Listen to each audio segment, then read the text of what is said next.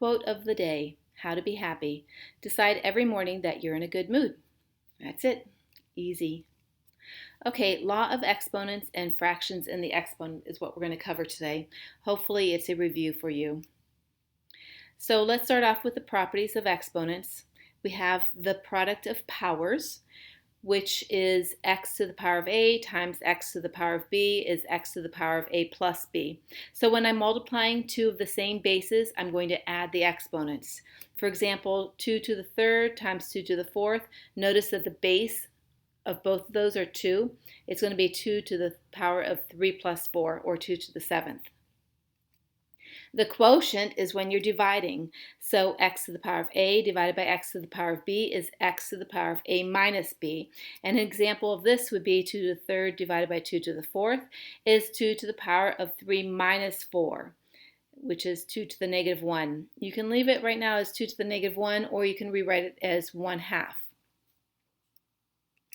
Next one, power of a product. So in this example, my product is xy.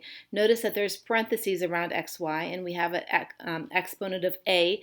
So everything in that parentheses gets the power of a. For example, the product of 2x raised to the third power is 2 to the third times x to the third, which is 8x to the third. And then we have power of a power, which is x to the a raised to the power of b. So there's two powers here. You're just going to multiply those together. For example, it is 2 to the third raised to the second power is 2 to the power of 6. Okay, we have two more, and those are the zero exponent and negative exponent. So let me just refresh your memory before we move on. We know that 2 to the fourth is 16, 2 to the third is 8, 2 to the second is 4th, and so on. 2 to the first is 1. Sorry, 2 to the first is 2. On the right-hand side, 16, 8, 4, 2. What's happening between the 16 and 8? That's also happening between the 8 and the 4 and the 4 and the 2. And hopefully you know that I'm dividing each term by 2. 16 divided by 2 is 8. 8 divided by 2 is 4. 4 divided by 2 is 2. So let's continue. So we have 2 to the fourth, 2 to the third, 2 to the square, 2 to the first. So now we have 2 to the 0 power. And on the right-hand side, if we continue this, if we divide by 2 again, 2 divided by 2 is 1. So 0 exponent, anything to the 0 power is going to be 1. 3 to the 0, 2 to the 0, a billion to the 0, it's all equal to 1. Okay, let's keep on going. If we keep on our pattern on the left-hand side from 2 to the 0, we're subtracting 1, so now it's 2 to the negative 1, and then 2 to the negative 2. We're going to keep on doing that same pattern on the right-hand side. We're going to keep on dividing by 2. So 1 divided by 2 is 1/2, and 1/2 divided by 2 is 1/4, or you can write it as 1 over 2 squared. I left 1 over 2 squared, so hopefully you can see the pattern. Okay. If you look at 2 squared, it's 4. 2 to the negative 2 is 1 over 4. Okay, let's look at the negative exponents. X to the negative a power is 1 over x to the power of a. So 2 to the negative 3 power is 1 over 2 to the third, or 1/8. Here's some common mistakes that I've seen over the years. If I have x to the a plus x to the b, yes, they are common bases, but you can't do anything. You can't combine the exponents. It's just going to be x to the a plus x to the b, only if you multiply them together. For example, x to the third plus x squared, it's just going to be x to the third plus x squared. You can't do anything with that. They're not like terms. X to the third plus x to the third, though, these are like terms, and that would just be 2x to the third. Okay, if I have one apple and I add another apple, there's 2 apples. Here we have 2xy to the third and the product of 2xy to the third. This is also a common mistake.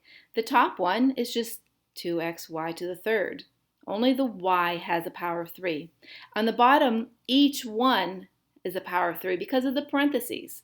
Okay, so 2 to the power of 3, x to the power of 3, y to the power of 3. Very common mistake. And the last one, 1,234 to the power of 0 is 1. And in parentheses, x, y, z to the power of 0 is 1.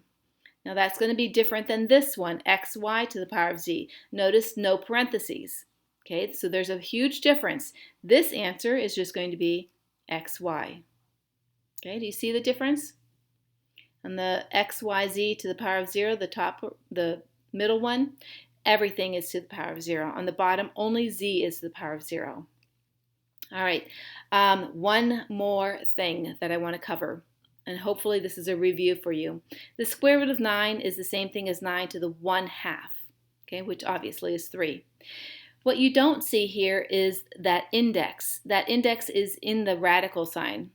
It's 2. So if you don't see an index, you're just going to assume it's 2. It's the square root. Here the index is a 3, so this is the cube root of 9. The cube root of 9 is not a whole number. They're not always whole numbers, but the cube root of 8 is a whole number. It's the same thing as 8 to the 1/3, which is 2. 2 times 2 times 2 is 8. Therefore, the cube root of 8 is 2. Okay, we can also do the fourth root of 9, which is 9 to the 1/4. The fourth root of 9, or 9 to the 1/4, is not a whole number. You can use your calculator to figure out what that is. But the fourth root of 81 is definitely a whole number. Fourth root of 81 is the same thing as 81 to the 1/4 power, which is 3. So 3 times 3 times 3 times 3 is 81. Okay, so the nth root of x is the same thing as x to the 1/n. So hopefully you remember this. That's all I got for now.